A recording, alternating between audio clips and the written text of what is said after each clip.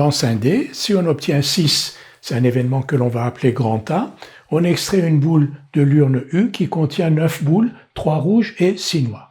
Si on n'obtient pas 6, c'est l'événement qu'on va appeler B, on tire une boule dans l'urne V qui, elle, compte aussi 9 boules, mais 6 rouges et 3 noirs. On appelle R l'événement la boule tirée est rouge. Et N l'événement la boule tirée est noire. On nous demande de calculer P de A, c'est-à-dire la probabilité d'obtenir 6, P de B, probabilité de ne pas obtenir 6, P de R sachant A, probabilité donc de tirer une rouge sachant que l'on a eu 6, P de N sachant A, probabilité de tirer une noire sachant que l'on a eu 6, P de R sachant B et P de R sachant A. On nous demande ensuite de représenter la situation par un arbre pondéré, puis de calculer P de R inter A, P de R inter B et P de R. Et ces trois probabilités, nous allons les calculer de deux manières, d'abord directement et ensuite en nous aidant de l'arbre pondéré que l'on aura construit. Nous allons calculer les probabilités demandées. Quelle est la probabilité de A? Donc c'est la probabilité d'obtenir 6 quand on lance un dé, donc P de A égale 1 sixième. Quelle est la probabilité de B? La probabilité de ne pas obtenir un 6, donc 5 sixièmes, 5 cas favorables, 1, 2, 3, 4, 5, et 6 cas au total, 5 sur 6. On peut dire aussi que B est égal à A bar. B est l'événement complémentaire de A, donc P de B c'est 1 moins P de A, c'est-à-dire 5 sixièmes. Maintenant P de R sachant A. Quelle est la probabilité de tirer une boule rouge, sachant que l'on a eu 6 au lancer? Si l'on a eu 6 au lancer de dés, on a tiré une boule dans l'urne U qui contient donc 9 boules, 3 rouges et 6 noirs. Donc quelle est la probabilité de tirer une rouge dans une urne où il y a 3 rouges parmi les 9 boules qui sont dans l'urne? Donc 3 neuvièmes. Nombre de cas favorables 3 et nombre total de cas 9. Donc P de tirer une rouge sachant que l'on a eu 6, donc P de R sachant A est égal à 3 neuvièmes, c'est-à-dire 1 tiers. Quelle est la proba de tirer une noire, sachant toujours que l'on a donc tiré la boule dans l'urne U, parce que l'on a obtenu 6, donc P de N sachant A, il y a 6 noirs sur 9, donc 6 neuvièmes, 2 tiers. Et vous remarquerez que 1 tiers plus 2 tiers est égal à 1, parce que sachant A, soit on a tiré une rouge, soit on a tiré une noire. Maintenant, quelle est la probabilité de R sachant B? Donc, on n'a pas obtenu 6 au lancer de dés. Si on n'a pas obtenu 6 au lancer de dés, on a tiré une boule dans cette urne V. Donc, quelle est la probabilité d'obtenir une rouge? Probabilité de rouge sachant B, c'est-à-dire sachant que l'on a tiré une boule dans cette urne-là. Il y a 6 rouges sur 9 en total, donc 6 sur 9. Nombre de cas favorables 6, sur nombre total de cas 9, 6 neuvièmes, c'est-à-dire 2 tiers. Et probabilité de tirer une noire sachant B, c'est 1 moins 2 tiers, c'est-à-dire 1 tiers. Nous allons maintenant représenter cette situation par un arbre pondéré. Vous savez déjà représenter une situation par un arbre pondéré. Dans ce cas-là, on a un lancer suivi par un tirage. Donc sur le premier niveau de l'arbre, on va indiquer les issues, les résultats possibles du lancer. Donc soit on a obtenu 6, c'est l'événement A, soit on n'a pas obtenu 6, c'est l'événement B, que l'on aurait pu aussi bien désigner par A bar. Et sur le deuxième niveau de l'arbre, donc les résultats possibles des tirages, donc le tirage, soit on obtient une rouge, soit on obtient une noire. Soit on obtient une rouge, soit on obtient une noire. Et là, nous avons les 4 issues possibles de cette expérience aléatoire qui sont les suivantes. Donc, on a obtenu 6 et on a tiré une rouge. On a obtenu 6 et on a tiré une noire. On n'a pas obtenu 6 et on a tiré une rouge. On n'a pas obtenu 6 et on a tiré une noire. Maintenant, on va pondérer l'arbre, c'est-à-dire indiquer ici, sur chaque branche, les probabilités correspondantes. Ici, P de A et ici P de B. P de A, c'est 1 sixième, c'est la probabilité d'obtenir 6 au lancer de D. Et ici, 5 sixièmes, la probabilité de ne pas obtenir 6 au lancer de D. Sur le deuxième niveau de l'arbre, on a vu que l'on indiquait les probabilités conditionnelles. Donc ici, probabilité de R sachant A. Probabilité de R sachant A, c'est 1 tiers. Et probabilité de N sachant A, c'est 2 tiers. Probabilité de R sachant B, c'est 2 tiers. Et la probabilité de N sachant B est égale à 1 tiers. On avait remarqué dans le savoir-faire sur les arbres pondérés que quand on considérait un nœud, les branches qui partaient de ce nœud portaient des probabilités dont la somme est toujours égale à 1. Ici, 1 sixième plus 5 sixièmes est égal à 1. Ici, 1 tiers plus 2 tiers est égal à 1. Et ici, 2 tiers plus 1 tiers est égal à 1. Donc voici la représentation de cette situation par l'arbre pondéré qui est donné ici. Nous allons maintenant calculer P de R inter A, P de R inter B et P de R par deux méthodes. D'abord directement, sans nous occuper de cet arbre-là, donc calculer directement P de R inter A, P de R inter B et P de R par les formules que nous connaissons. Et dans un deuxième temps, calculer les mêmes probabilités en nous aidant de cet arbre pondéré. Nous allons dans un premier temps calculer P de R inter A et P de R inter B. Alors on connaît P de R sachant A et on connaît P de A. Et on sait que P de R sachant A, c'est P de R inter A sur P de A. Donc P de R inter A, c'est P de A fois P de R sachant A. On connaît P de A, 1 sixième, P de R sachant A, 1 tiers, 1 sixième fois 1 tiers, 1 18e. Donc P de R inter A est égal à 1 18e. De la même manière, on sait que P de R sachant B, c'est P de R inter B sur P de B. Donc P de R inter B, c'est P de B fois P de R sachant B. On connaît P de B, 5 sixièmes. On connaît P de R sachant B, 2 tiers. 5 sixièmes fois 2 tiers, 10 18e, c'est-à-dire 5 neuvièmes. Nous avons donc calculé P de R inter A et P de R inter B à partir des probabilités que l'on nous avait demandé de calculer dans la question 1. Nous allons maintenant calculer P de R. On remarque que A et B constituent une partition de notre univers. En effet, quand on lance un dé, soit on obtient 6, événement A, soit on n'obtient pas 6, événement B. Donc A et B constituent une partition de notre univers. Et on connaît P de A, on connaît P de B, on connaît P de R sachant A, et on connaît P de R sachant B. Donc on va appliquer la formule des probabilités totales qui nous donne P de R égale P de A fois P de R sachant A plus P de B fois P de R sachant B. Et donc P de A, on le connaît, c'est 1 sixième, P de R sachant A, c'est 1 tiers, P de B, c'est 5 sixièmes, et P de R sachant B, c'est 2 tiers. Donc 1 sixième fois 1 tiers plus 5 sixièmes fois 2 tiers. D'ailleurs, ces calculs, on les a déjà faits pour les deux questions précédentes, 1 sixième fois 1 tiers et 5 sixièmes fois 2 tiers. Donc 11 18e, P de R est égal à 11 18e.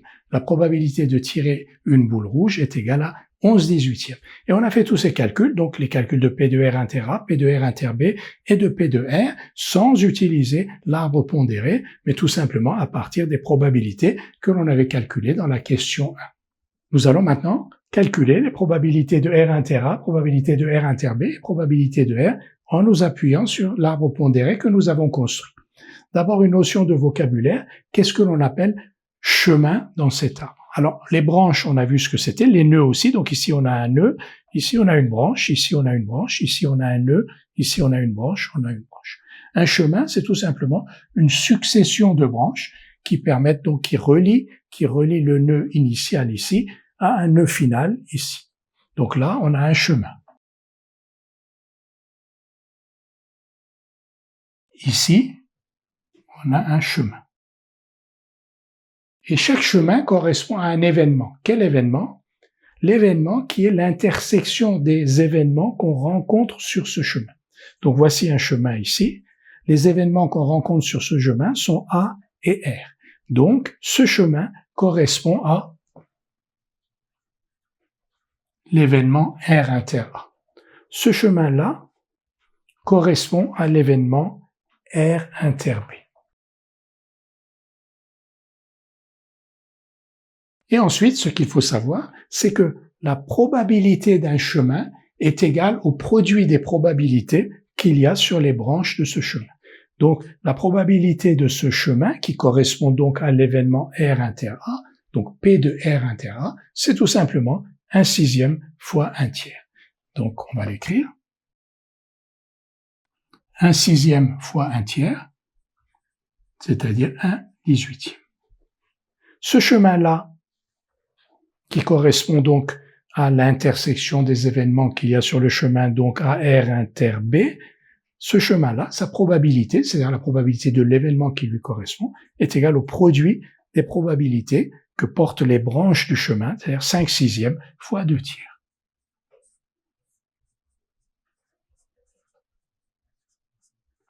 Et donc, probabilité de R inter A, c'est 1 18e, et probabilité de R inter B, c'est 10 18e. Si on nous avait demandé la probabilité de n inter a, vous voyez qu'on a ce chemin-là, n inter a, le chemin qui correspond à n inter a, c'est celui-là, parce que sur ce chemin, il y a deux événements n et a, donc ce chemin-là correspond à l'événement n inter a, et probabilité de n inter a est donc égale à 2 tiers fois 1 sixième. On va écrire cela maintenant. On va donc calculer P de R inter A avec la technique que nous venons d'apprendre. Donc, on a dit que on considérait le chemin où on rencontre A et R, c'est-à-dire celui-là, et que la probabilité de ce chemin, qui est la probabilité de A inter R, est égale au produit des probabilités qu'il y a sur les branches du chemin, 1 sixième fois 1 tiers. Donc on va dire, d'après l'arbre pondéré ci-après, P de R inter A égale 1 sixième fois 1 tiers égale 1 18e. Si on veut être parfaitement rigoureux, il faudrait dire P de R inter A égale P de A fois P de R sachant A égale 1 sixième fois 1 tiers égale 1 18e. Mais si on écrit cela, on n'a plus besoin de l'arbre. Donc on peut faire un compromis. Si vous avez compris comment ça fonctionne ici, c'est-à-dire que quand on cherche la probabilité de A inter R, donc on va considérer un chemin où il y a A et R, et probabilité de A inter R, c'est les probabilités que l'on rencontre sur les branches de ce chemin, 1 sixième fois 1 tiers. Donc vous savez par ailleurs que 1 sixième c'est probabilité de A, parce que quand vous avez posé 1 sixième sur cette branche-là, c'est bien P de A que vous avez posé là, et vous avez posé 1 tiers ici, mais 1 tiers c'est P de R sachant A. Vous avez calculé P de R sachant A égale 1 sixième, et vous avez ensuite écrit 1 tiers, et vous avez écrit 1 tiers ici. Donc 1 sixième, vous savez que c'est P de A, et 1 tiers, vous savez que c'est P de R sachant A. Donc si vous écrivez 1 sixième fois 1 tiers, vous savez que 1 sixième c'est P de A et que 1 tiers c'est P de R sachant A. Donc la formule plus rigoureuse, vous pouvez la déduire directement d'ici. 1 sixième c'est P de A et P de R sachant A c'est 1 tiers. Donc intercaler cette formule-là avant celle-ci pour avoir une rédaction tout à fait rigoureuse. P de R inter B maintenant, avec la technique que nous venons d'apprendre, donc P de B inter R, on l'avait déjà calculé, mais redisons les choses. Donc P de B inter R, on considère le chemin où on rencontre B et R, donc le voici, et la probabilité de B inter R, c'est donc 5 sixièmes fois 2 tiers, c'est-à-dire le produit des probabilités des branches qui constituent sur ce chemin. Donc d'après l'arbre pondéré ci-après, P de R inter B égale 5 sixièmes fois 2 tiers. Alors ça, vous pouvez très bien l'écrire au brouillon, c'est-à-dire dire P de R inter B égale 5 sixièmes fois 2 tiers égale 10 18e, puis vous demandez qu'est-ce que c'est que 5 sixièmes et qu'est-ce que c'est que 2 tiers. 5 sixièmes, c'est P de B, et 2 tiers, c'est P de R sachant B. Et donc là, vous pouvez dire P de R inter B égale P de B fois P de R sachant B égale 5 sixièmes fois 2 tiers égale 10 18e, et là, vous avez une rédaction parfaitement rigoureuse. Alors qu'ici, vous avez une recette de calcul, vous dites que P de R inter B égale 5 sixièmes fois 2 tiers égale 10 18e, parce que B inter R, c'est ici, et 5 sixièmes fois 2 tiers, ça fait bien 10 18e. Vous aurez probablement la totalité des points, mais la rédaction rigoureuse est bien celle-ci. Nous allons maintenant calculer probabilité de R en nous appuyant sur cet arbre pondéré et en utilisant le résultat que voici. La probabilité d'un événement qui figure au niveau final de l'arbre est égale à la somme des probabilités des chemins qui aboutissent à cet événement. Et cela, c'est rien d'autre que la formule des probabilités totales. On veut calculer P de R. Donc R figure bien au niveau final de l'arbre. Donc R, et on le retrouve ici et ici. Pour calculer la probabilité de R, on va additionner les probabilités des chemins qui vont à R. Il y en a deux. Il y a ce chemin-là et ce chemin-là. Quelle est la probabilité d'un chemin? C'est ce qu'on a vu tout à l'heure. La probabilité de ce chemin-là, c'est 1 sixième fois 1 tiers. C'est le produit des probabilités des branches du chemin. Donc ce chemin-là, pour probabilité 1 sixième fois 1 tiers. Celui-ci a pour probabilité 5 sixièmes fois 2 tiers. Et ce que nous dit cette règle, c'est que la probabilité de R, c'est la somme de ces deux probabilités-là. On va l'écrire donc d'après l'arbre pondéré ci-après, donc on va dire comme ça, d'après l'arbre pondéré, P de R égale, on va donc additionner 1 sixième fois 1 tiers et 5 sixièmes fois 2 tiers. et on va obtenir 11/18. Maintenant, on peut écrire ça au brouillon et se demander 1/6, 1/3, 5/6 et 2/3, qu'est-ce que c'est? 1/6, c'est P de A. 1/3, que voici, c'est P de R sachant A. 5/6, qu'est-ce que c'est? C'est P de B. 2/3, qu'est-ce que c'est? C'est P de R sachant B. Et le résultat, c'est P de R. Quand j'écris cela, je ne fais rien d'autre que d'écrire la formule des probabilités totales. Donc je la connais. Si vous savez écrire cela, vous savez la formule des probabilités totales. Et donc dans une rédaction plus rigoureuse, on dirait, d'après la formule des probabilités totales, P de R égale P de A fois P de R sachant A, plus P de B fois P de R sachant B. On peut dire qu'on lit P de A, P de R sachant B, P de B, P de R sachant B sur l'arbre pondéré. P de A, c'est 1/6, P de R sachant A, c'est 1/3, P de B, c'est 5/6, P de R sachant B, c'est 2/3, et on calcule P de R qui est égal à 11/18. Donc vous voyez, le choix est entre une formule, une technique de calcul. Donc vous dites, je repère où est R, et ensuite je fais 1/6 fois 1/3 plus 5/6 fois 2/3 mécaniquement. Et une autre démarche qui consiste à se demander pourquoi on fait ça. Pourquoi on fait ça? Parce que P de R égale P de A fois P de R sachant A, plus P de B fois P de R sachant B. Ça, c'est la formule des probabilités totales. Et on remplace P de A, P de R sachant A, P de B, P de R sachant B par leurs valeurs respectives qu'on peut lire sur l'arbre pondéré. Nous allons maintenant récapituler les 3 règles que nous avons apprises sur les arbres pondérés. La règle numéro 1, la somme des probabilités portées par les branches issues d'un nœud est égale à 1. 5/6 plus 1/6, c'est 1. 2/3 plus 1/3 est égal à 1. 1/3 plus 2/3 est égal à 1. La règle numéro 2, l'événement associé à un chemin est l'intersection des événements que l'on trouve sur ce chemin. Donc par exemple, si on considère ce chemin-là, l'événement associé à ce chemin-là, c'est A inter R. Et la probabilité de cet événement, c'est le produit des probabilités qu'il y a sur les branches du chemin. Donc ici, B inter N, que voici, la probabilité de B inter N, c'est 5/6 fois 1/3. Et enfin, la règle numéro 3, la probabilité d'un événement représenté sur l'arbre, par exemple N, est égale à la somme des probabilités des chemins qui conduisent à cet événement. Quels sont les chemins qui conduisent à cet événement? Donc celui-ci et celui-là.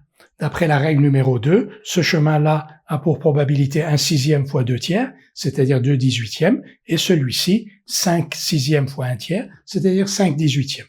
Donc la probabilité de n, c'est donc celui-là, 2/18 plus 5/18, c'est-à-dire 7/18. On tire une boule dans une urne contenant 5 boules, 3 rouges et 2 noires. On note sa couleur, on la met de côté, on extrait alors une deuxième boule, on appelle cela un tirage sans remise. On désigne, donc on note aussi sa couleur de la deuxième boule, on désigne par R1 l'événement la première boule tirée est rouge, par R2 l'événement la deuxième boule tirée est rouge. On nous demande de représenter la situation par un arbre pondéré, puis de calculer P de R1 inter R2 et P de R2. On a représenté ici la situation par un arbre pondéré, donc je vais commenter, expliquer ce que l'on a fait. Donc au premier niveau de l'arbre, le premier niveau de l'arbre correspond au premier tirage. Au premier tirage, soit on obtient une rouge, soit on n'obtient pas une rouge. Au deuxième niveau de l'arbre, c'est le deuxième tirage. Donc si on a tiré une rouge, au deuxième tirage, soit on a tiré une rouge, soit on n'a pas tiré une rouge. Et si on a tiré une noire au premier tirage, au deuxième tirage, soit on a tiré une rouge, soit on n'a pas tiré une rouge. Quelles sont les probabilités qu'on porte sur les deux branches ici, du premier niveau? Donc ici, c'est la probabilité de R1. Quelle est la probabilité de tirer une boule rouge dans une urne qui contient 5 boules, dont 3 rouges? 3 sur 5. Quelle est la probabilité de ne pas tirer une boule rouge? 1 moins 3 sur 5, c'est-à-dire 2 sur 5. Maintenant, les branches correspondant au deuxième niveau de l'arbre. Comme vous le savez, ici, sur cette branche-là, nous allons écrire la probabilité de R2 sachant R1. Qu'est-ce que ça veut dire, probabilité de R2 sachant R1? C'est-à-dire que l'on sait qu'on a tiré une boule rouge au premier tirage, et on cherche la probabilité maintenant de tirer une deuxième boule rouge. Si on a tiré une première boule rouge au premier tirage, l'urne a changé de composition puisque cette boule rouge que l'on a tirée, on l'a mise de côté.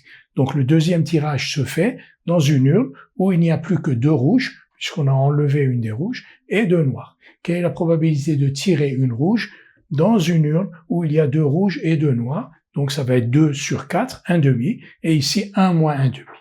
Et là, si on a tiré une noire, le deuxième tirage se fait dans une urne que l'on va appeler V2, où il y a 3 rouges et une seule noire, puisque on a enlevé une des noires. Quelle est la probabilité de tirer une rouge dans une urne où il y a 4 boules en tout et 3 rouges, donc 3 sur 4. Cas favorable 3 sur 4 total 4, et ici 1 quart.